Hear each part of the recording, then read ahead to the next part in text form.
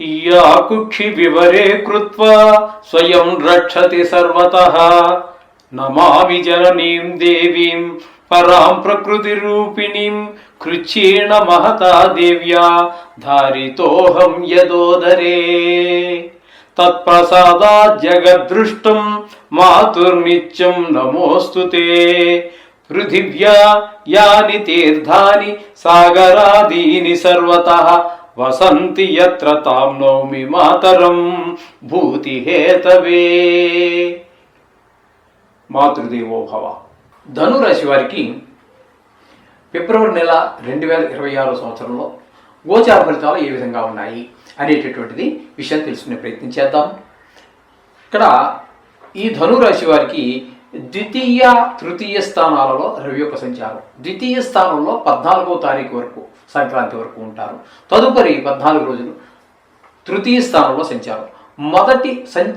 అంటే 1వ తారీఖు నుంచి సంక్రాంతి వరకు రవి అనుకూలమైనటువంటి ప్రభావాన్ని ఇవ్వజాలరు. 2వ స్థానంలో ఉన్నారు కాబట్టి ధనానికి ఇబ్బంది, మాటలో కఠినత్వం పెరగడం ద్వారా కొంచెం మంది బాధపడి కొంతమంది శత్రుత్వం పెంచుకునే అవకాశం ఉంటుంది. అలాగే కుటుంబంలో కూడా ఆహ్లాదకరమైనటువంటి పరిస్థితి ఈ రవి వల్ల కలగదు.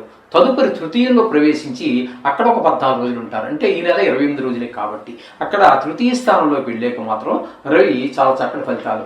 ఇంట్లో వాళ్ళు మనం ఏ పని చేసినా వాటికి సహాయ సహకారాలు, ఇంట్లో వారు, బయట వారు, చుట్టుపక్కల వారు, వ్యాపారం అయితే వ్యాపారం, ఉద్యోగం అయితే ఉద్యోగం, ఎక్కడ ఏ పని చేసినా అక్కడ ఉండేవాళ్ళు అందరూ కూడా మీకు సహకరిస్తారు. కొన్ని సందర్భాలలో మనకి ముక్కు మొహం తెలియనటువంటి వారు కూడా సహకరించేటువంటి అవకాశం ఉంటుంది. తద్వారా మన ఎదుగుదలకి ఒక అవకాశం ఏర్పడుతుంది ఆ 15 రోజులు. సెకండ్, ఇక బుధుని యొక్క సంచారం తీసుకున్నట్టయితే బుధుని యొక్క సంచారం 2, 3 స్థానాల్లో జరుగుతుంది. 2వ స్థానంలో 2 రోజులు. ఆ 2 రోజులు ధనానికి లోటు ఉండదు, ఆ మాట బాగుంటుంది. ఈ విధమైన పరిస్థితులు ఉంటే తృతీయంలో ప్రవేశించి 26 రోజులు ఉంటారు.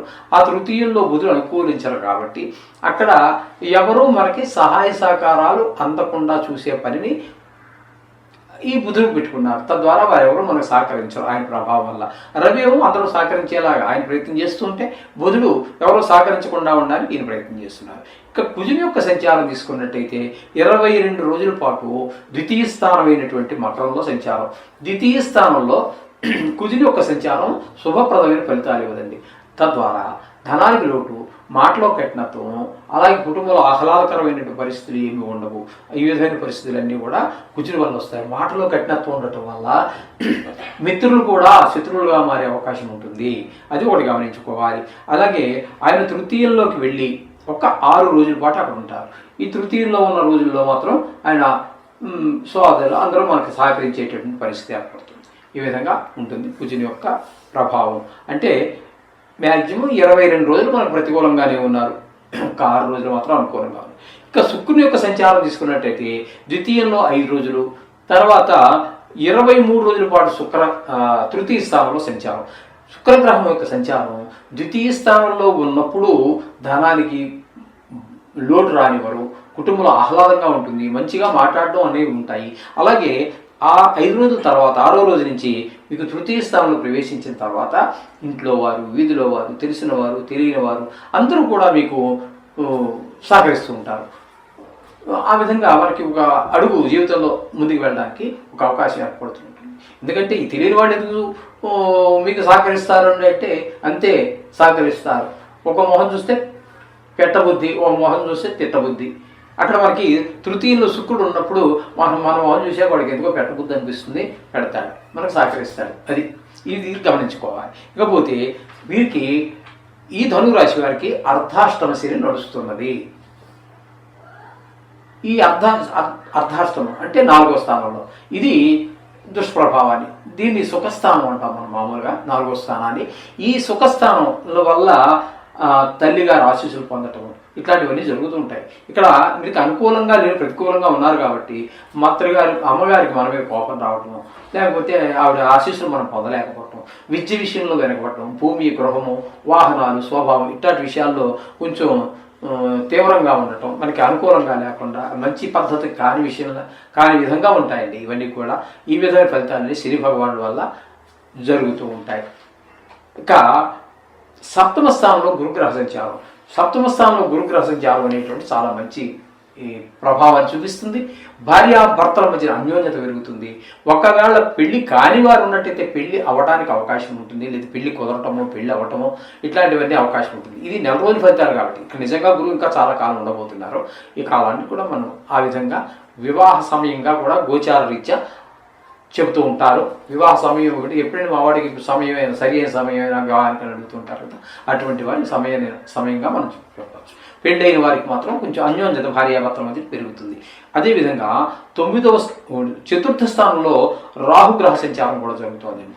ఈ తృతీయ స్థానంలో రాహు పరిపూర్ణమైనటువంటి ఫలితాన్ని ఇవ్వబోతున్నారు.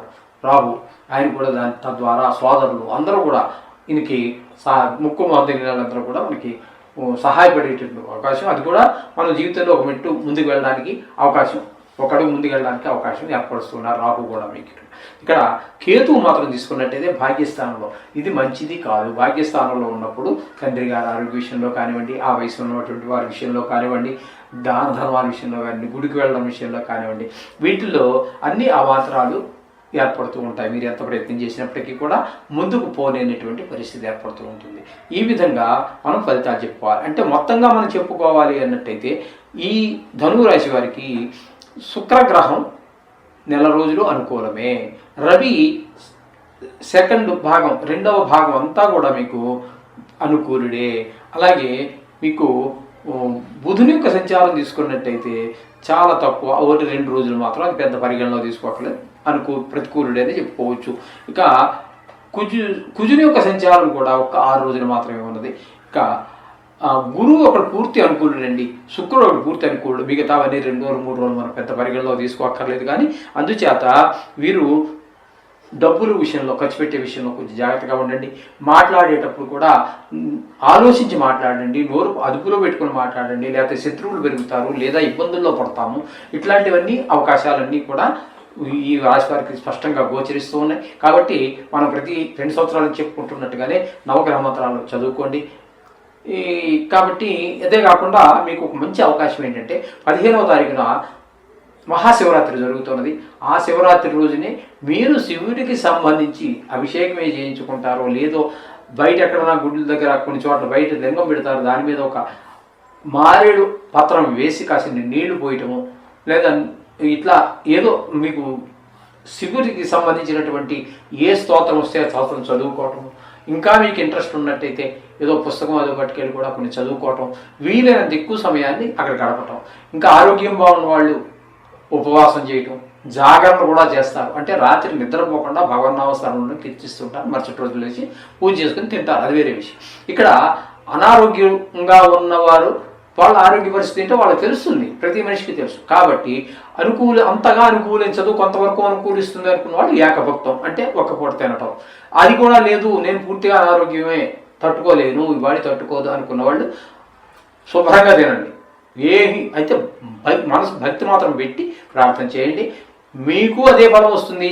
ఆయన పగలంతా ఉపవాసం ఉండి రాత్రి జాగారం ఉండి మరుసటి రోజు చేసిన వారికి అదే ఫలితం వస్తుంది.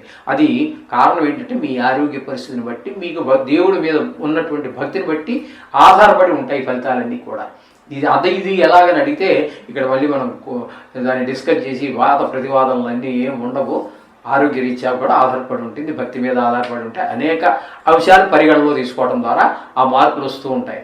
చేత అది గమనించండి. శివరాత్రిని మాత్రం వదలకండి, సద్వినియోగపరచుకోండి. శుభం భూయాత్.